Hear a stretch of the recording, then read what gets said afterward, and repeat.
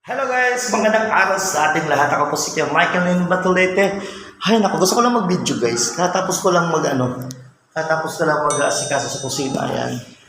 Naglinis na ako, naghugas. Tapos nagluto ako ng lechon. Yung lechon na tira ng pesta. Ginawa ko sang sweet and sour. Ang sarap-sarap. Yan, see? Lechon yan, lechon.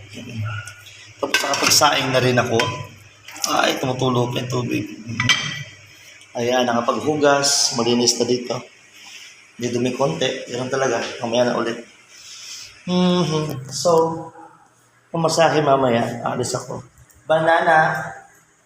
Ayan. So, yun lang guys, gusto ko lang mag-video. Natapos ko lang magluto, maghugas, at maglinis ng aking buhay. Diyos ko, ito yung bahaw na tira ko. Mamaya ko na yung babanatan. Takpan muna natin yan. Nasaan na yung pantakip natin? Ayun. Okay. Okay. So, yun na natin to. Siyempre, ang gas. Kailangan talaga ni Opian. Ayun. Yun lang. Ay, nalagyan ko ng isda.